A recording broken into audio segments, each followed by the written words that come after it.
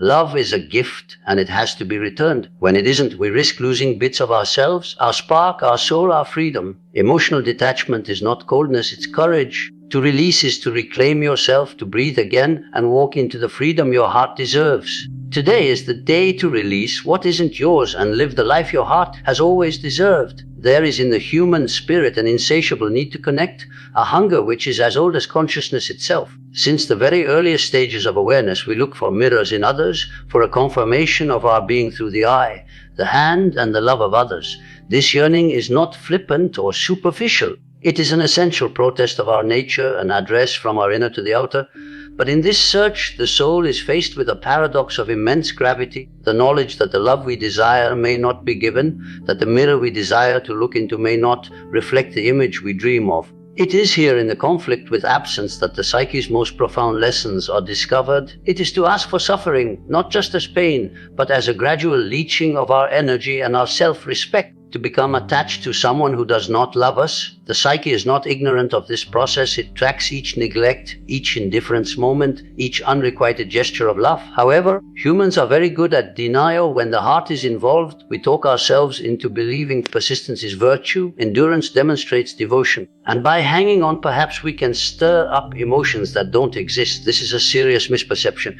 To expect love from one who has none to give is to fight a battle against one's own self, to involve the spirit in a conflict that can bring only weariness and disappointment. It is thus imperative to see the truth clearly and unadorned. Love in its highest essence is a two-way force. It cannot be drawn out, forced, or summoned from nothingness. The mere attempt to coerce love from someone else is a desecration of the natural order of the psyche. The interior life is a sacred realm, and to allow its energies to be squandered upon an empty or unresponsive object is to traduce one's own being. This acceptance is not a surrender to cynicism or bitterness. It is a recognition of reality, a clear-eyed confrontation with the limitations of another person's ability. The instant that we acknowledge this, there opens to us the door of freedom. Watching unrequited love, one has to develop the eye of discernment. The heart, though soft and sensitive, can see very much when it is guarded by conscious awareness. It has to be able to see the fine cues, the absence of excitement, the lack of emotional response, the habitual turning away of care and attention. These are not simply surface actions to condemn. They are reflections of the other's inner life, honestly showing their inability or refusal to reciprocate our own. To deny these signs is to live in fantasy, to tie oneself to a ghost, and to continue suffering under the pretense of hope. There is also a deep risk in mixing up desire with reality. The human imagination, as a capacity of the mind, can construct an experience of love where none is present. One places ideals, fantasies, and dreamed of reciprocity upon another and maintains a faith that the heart will stir only if we hold out long enough, if we persevere. It is a dangerous place to be, for it cancels out the line between what is and what might be dreamed, between what one knows of the other and one's own longing. To untangle these strands takes courage, for it calls on us to meet disappointment, recognize the lack, and let go of attachment to a tale that has no basis. But in this recognition is on the seed of deep freedom. To perceive unrequited love as it really is, unmystified and unself-deceived, frees the person to recover energy that has been wasted in vain hope. The heart, finally freed, can turn inward to sustain the self instead of clamoring for sustenance from another. The psyche, worn down in secret by the weight of unreceived affection, starts to mend when the delusion is stripped away. It is a hurtful revelation, but one that must come, for only when we face reality without flinching may we learn to build a life in accordance with truth instead of illusion. This is not done in detachment, as in coldness or animosity. This is not a dismissal of the other human being, but rather a calculated choice to respect the self. This acknowledgement of unreciprocated love is an ethical gesture toward one's own mind, a refusal to permit one's inner life to be controlled by lack and abandonment. It is a recognition of the law that love cannot be forced, that the energy of the soul is limited, and that its feeding cannot be wasted. There is in this a stillness, a kind of holy dignity. To recognize that someone does not love us is not a judgment on them, nor a negation of our value. It is a conflict with the boundaries of human connection, with the fact that not all hearts can come together, not all longings can find each other, and yet in this conflict the potential of wholeness arises. In acknowledging the fact of unrequited love, The person invites himself or herself to self-respect, to freedom, and eventually to the ability to love in mutually authentic and sustaining ways. Detachment is commonly mistaken in the human world. The brain, brainwashed by society and stories of the heart, interprets withdrawal as abandonment or betrayal. However, authentic detachment is neither abandonment nor brutality. It is an act of deep courage, a deliberate identification of the limits between the self and the other. It is a refusal to allow one's own psyche to be eroded by the incapacity of another to give what they cannot offer. In this act lies a subtle but powerful transformation, the realization that the preservation of one's inner world is an ethical imperative. To detach is to confront one of the most unsettling truths of life, that love cannot be demanded or coerced. The human heart is not an account book into which we can put our efforts against affection. It's a fragile, living system sensitive to its own rhythms, resonances, and receptivity. If we hold on to someone who is unable to receive us with the depth of their being, we are really trying to give form to something formless, to get warmth from a cold heart. Here we have the danger of attachment. It is not the lack of love for us that hurts us most. It is the refusal of our own need for emotional honesty, the offering of our inner aliveness at the altar of another person's indifference. Detachment takes courage just because it entails a confrontation with fear of loss. Human beings are naturally social beings. We crave connection, validation, and acknowledgement. To move away from someone we want, even if this want is not being returned, is to enter a foreign world of isolation and doubt. And yet it is in the very face of fear that we grow. For the psyche, when not restrained in its clinging to what is missing, cultivates habits of agony, repetition, and self-destruction. Detachment interferes with these habits, dispelling the delusion that our joy is dependent upon another person's approbation or love. There is a moral aspect to the act of detachment as well. Cruelty has its root in neglect, callous disregard for the self or for others. Detachment is instead deliberate, measured, and aware. It is the decision to guard one's own soul, to maintain the ability to truly love, and to withhold cooperation in a dynamic that reduces instead of enhances. It is an ethical statement regarding the worth of the self, a denial of the permission to sacrifice the soul in the quest for approval from one who cannot give it. Detachment, then, is a work not only of valor but of integrity, a refusal to exist in compromise with one's own truths. And yet detachment is not a withdrawal into numbness or apathy. Detachment is not shutting down feeling but redirecting energy toward knowing oneself and taking care of oneself. To disengage is to become actively conscious of one's emotional boundaries, to acknowledge the limits of control over another's inner world, and to put one's own psyche at the center of one's interest. By so doing, one develops the ability to have genuine relationships, not out of weakness or fear, but due to real resonance and respect for each other. Detachment is thus an act of wisdom as it is of courage. It separates what can be altered from what must be endured. The detachment's courage also consists of being able to stand up against the judgment of others and the self-imposed stories that encumber us in unhealthy attachments. The human mind is easily prone to rationalization, to finding fancy reasons for enduring suffering, or for finding suffering as a transcendent sacrifice. Detachment requires honesty, a honest accounting with the fact that holding on to the unreceived depletes life, not enriches it. In letting go, one faces the pain of hollowness, the exposure of loneliness, and the task of remaking meaning in the absence of the habitual emotional crutch. And yet it is by this very pain that the psyche finds clarity, integrity, and freedom. In its deepest meaning, detachment is a coming to terms with the boundaries of control. It is a realization that we cannot manage the feelings of another, that we cannot force affection where there is none, and that we cannot maintain our strength through leaning upon an unwilling heart. This is a hard truth, but it is a freeing one. It brings the person back to the self, reinstates the harmony of the inner life, and enables love to be met not as a need, but as a gift given and received freely. Detachment is, in this sense, a brave thing because it involves awareness, truthfulness, and willingness to confront one's own needs without delusion. It is a statement about the worth of the self and the dignity of emotional well-being. It is a deliberate denial to allow the pain brought about by another's indifference to guide the direction of one's life. With detachment, one does not shut the heart. Instead, one opens it to oneself, to self-expansion, and to the potential of true love that respects the giver and the receiver.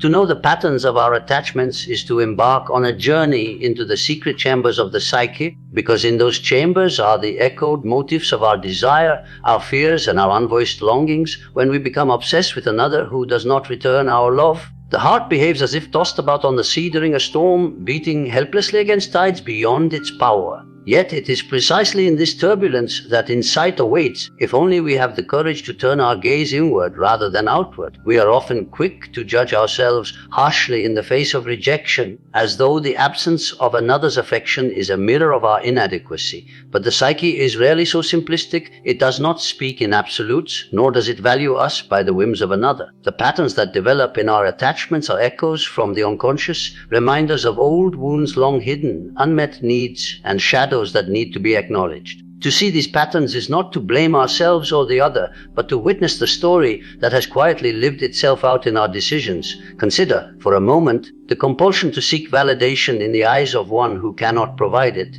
Often, this pursuit is less about the other person and more about the unresolved emptiness within us. Perhaps there is a fear of abandonment carried from childhood, or a longing for acceptance that was never fully satisfied. Maybe there is some unacknowledged conviction that love has to be gained through struggle, perseverance, or sacrifice. These are the reverberations of old experiences, repeating themselves in the stage of the present, insisting that we take notice. The initial step toward recognizing these patterns is observing without judgment. We need to develop a witness within ourselves, one that can observe our emotional whirlpool with interest instead of self-criticism.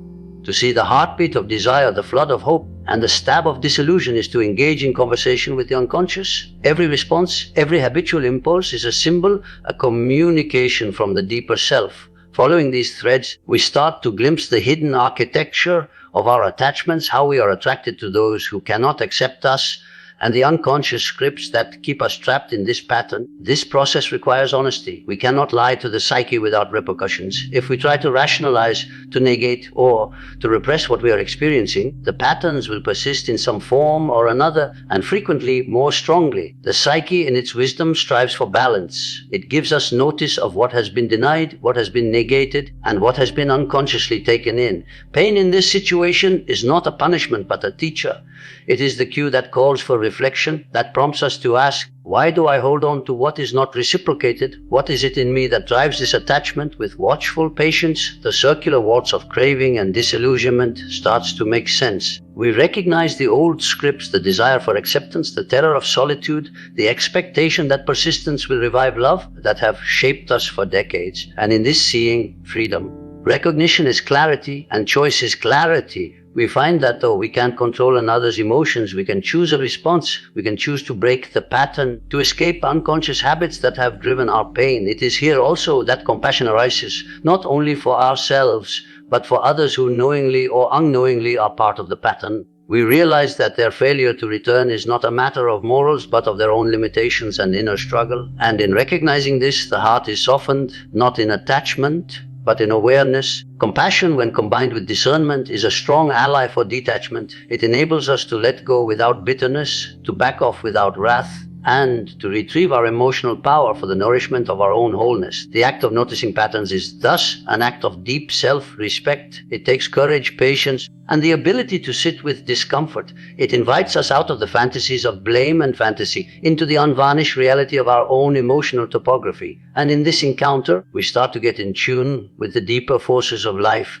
the currents that draw us toward genuine connection and not desperate attachment. Finally, to see our attachment styles is to enter the light of awareness, to own our inner life, and to develop an inner autonomy that no rejection may vanquish. We learn to discern the cues of unrequited love not as a failure on our part, but as a call to growth, self-reflection, and transformation. In this holy work, the mind mends, the heart fortifies, and the self becomes more complete, more awakened, and more able to take up life on terms honoring the authentic self. To turn love inward is to take a journey that many fear, but it is the most intense and indispensable journey of the psyche. We tend to be instructed that love must come outward, that its worth is determined by the commitment we give to others. But when the heart is given without end to those who are not able to receive it, a quiet fragmentation takes place. The spirit starts to unravel, the mind becomes agitated, and the soul's life force is lost. There is a deeper law, one usually buried under the guise of wanting and longing love, not first planted in one's inner self, cannot last in this world. To place our love inside is not an act of selfishness, but to remember that the wellspring of all real connection is within oneself.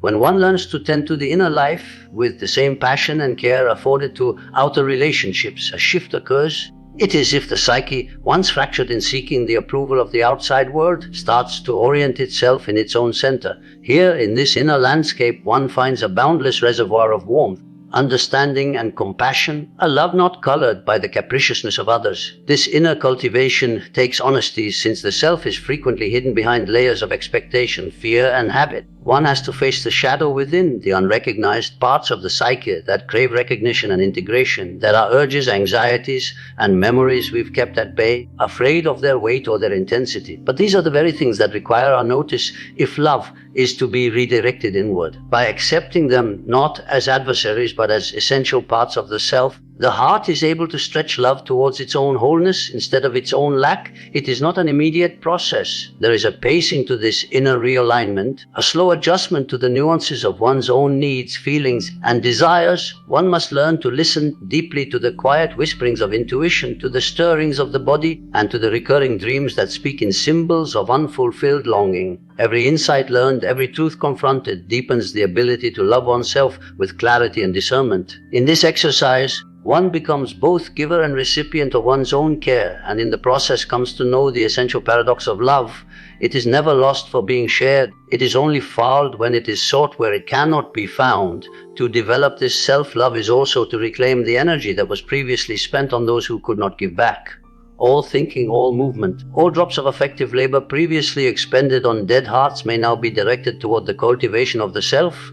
One comes to respect individual boundaries, to understand which wants nurture growth and which support dependency. Love in this manner becomes a reflection of one's own value, not a gauge of another's incompleteness. There is freedom in this knowing, a freedom that frees the soul to flourish, to open up, and to draw in resonant relationships instead of draining ones. Furthermore, the redirection of love inwardly changes pain. The anguish of unrequited love, which was once a cause of bewilderment and hopelessness, becomes a guide. One comes to realize that the lack of outer love does not mean inadequacy, but instead identifies the need for self-focus. Through this filter, every disappointment is no longer a wound by another, but an invitation to tend the self with a richness formerly unimagined. Emotional energy, once fragmented and reactive, becomes gathered and inventive. The inner life becomes orderly, and with it, the ability for genuine connections that are mutual and nourishing. Finally, to turn love inward is to align oneself with the natural design of the psyche. It is a recognition that the self, if diligently cared for, is a ground on which all connection can thrive. When the heart has roots in the self, it no longer tugs with such desperation at those who are unable to return it. It extends with discernment, with generosity, with authenticity. This deflection is not one of retreat, but of deep advance, a journey into the richness of being, where the soul discovers that the holiest love it can experience starts at home. And within that home, there exists a still but abiding truth. The self, when loved and known, becomes a light not just for its own refuge, but for the world it encounters. Solitude is not a vacuum to be dreaded, nor is rejection a penance to be suffered. Both are intense tools of the mind, leading the individual to a greater awareness of the self. When one experiences the lack of another's love, it is easy to see this as a failure, an imperfection within one's own self. But such constructions are shallow. Underneath, the soul is whispering, gesturing toward an inner world that has been long abandoned, an inner life that begs to be seen, reflected upon, and acknowledged. To be met with rejection is to be presented with a mirror of one's own attachment, one's own expectations, and one's own unconscious habits. The psyche, left unexamined, will try to find legitimacy in the world outside, trying to fill the void with the other's presence. But when that presence is withdrawn, the emptiness cannot be avoided. In this very tension is the possibility of awakening. Rejection is a teacher demonstrating where the heart has gone too far, out where energies have been misplaced, and where real growth is indicated. Its pain is not random, it is the voice of the unconscious, summoning the individual inward toward that which has been abandoned in their own existence. Solitude, therefore, should be realized not as loneliness, but as a refuge. Within solitude, the worlds of distraction are shed, and one is brought to the bare, unmediated experience of the self. This process can be painful, as it reveals the inner contradictions and complexities that everyday life covers over. But it is this pain that leads to transformation. In accepting solitude, the person builds an intimate relationship with the self based on authenticity rather than conditional acceptance. By itself, the mind comes to distinguish between transient wish and abiding want, between surface attraction and deep communion. In addition, solitude allows room for reflection, for the intentional incorporation of the shadow, the repressed and frequently disowned aspects of personality. When one heart has been rejected, the tendency might be to look outward, to find solace from others. But the more enlightened way is to look inside, to study the feelings that are evoked by a lack of love. These feelings, when studied close up, show patterns, unsettled issues, and concealed weaknesses. Alone, the psyche is able to settle these parts of itself, resulting in a more integrated and stronger sense of self. This internal work prepares the person to respond to the world from wholeness, not dependence, thereby turning rejection from a cause of suffering into a cause of wisdom. We must also understand that rejection is more likely to free the person from illusions. The clinging to someone who does not love us back has the effect of creating a distortion, a projection of one's wants upon another, which clouds reality. By the experience of being rejected, the curtain is drawn and the truths are unveiled that would have been undesirable but ultimately needed. What is realized is that the lack of love from another is not an indication of deficiency but a matter of mismatch. The world is too big and the human heart has room to connect with people who can love in turn. Loneliness provides the opportunity to rest in this truth, to receive it without resentment, and to ready the self for subsequent relationships that are authentic and mutually life-giving. By embracing loneliness and accepting rejection, one also gains patience and discrimination. The psyche comes to learn to wait, to trust in the mystery of life unfolding instead of pushing for results through holding on or begging.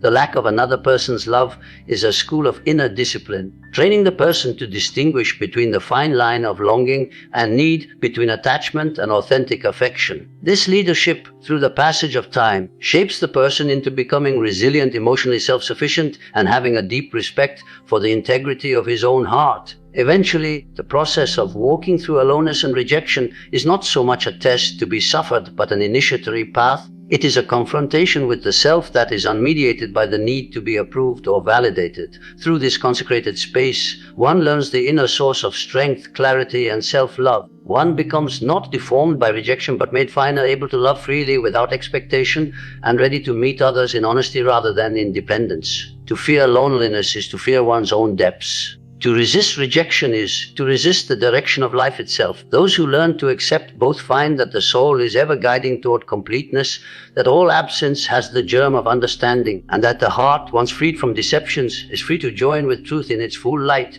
The journey demands courage, patience, an unremitting focus on the self, but it pays a reward of freedom beyond the reach of any unrequited love, a freedom that is deep, redemptive, and forever. Within every human being lies a deep ache for connection, the need to be seen, known, and loved. And yet the world regularly delivers the irony of attachment to people who cannot and will not love us back. To acknowledge this reality is the key to freedom. When we attach ourselves to someone whose heart cannot reciprocate ours, we invite quiet kinds of pain that insidiously wear away our soul. Love, in its best sense, is never a request or a plea. It is given generously in its own right between hearts. When it is not present, no yearning can bring it forth. To reside in denial of this state is to fight an impossible war against the natural order of the mind. It is in embracing this lack without self-blame that emotional freedom starts. Detachment, much maligned, is not a cruel act but a brave one. It takes a deliberate choice to back away, not in resentment but in the willing assertion of self-worth. The energy that is spent on someone else's indifference is energy taken away from our own development, from the care of our own inner world. Through detachment, we take back this energy and channel it towards developing the self. In doing so, we respect the sanctity of our emotional life, knowing that the soul flourishes only in the state of truth and shared presence. To detach is to opt for the well-being of one's psyche instead of the fantasy of control of another's feelings. Detachment is deeply connected with introspection. To see the patterns of our attachments, to explore the ways we have tried to get validation from those who are unable to give it, is to shed light on the secret recesses of our psyche. This requires honesty and courage. We have to deal with the pain that we feel, not to reside in it forever, but to take from it insight and wisdom. By witnessing without judgment, we untangle our sense of self from the delusions of desire and projection. Through doing this, we realize that the root of our emotional stability lies not in the affection of others, but in the depths of our own selves. In this vacuum of reflection, we are forced to channel our love inward. The expansive heart needs to be fed. Withered away from the outside, it must turn inward, building a relationship with one's own being, growth, and peace. This return inward is not selfishness. It is acknowledgement of the holiness of one's own soul. To invest in oneself, to cultivate one's inner life, is to condition the soul for meeting with those with whom true reciprocity is possible. The energy formerly dissipated in pursuit of unrewarding desire is redirected into a matrix on which deepening can take place. Solitude, much dreaded, is an indispensable travel companion. To be alone is not to be forsaken, it is to become awake. Alone the mind clarifies, unencumbered by the distortions of dependence and projection. Rejection is not punishment, but rather guidance as well. The person who cannot love us in full measure is a mirror,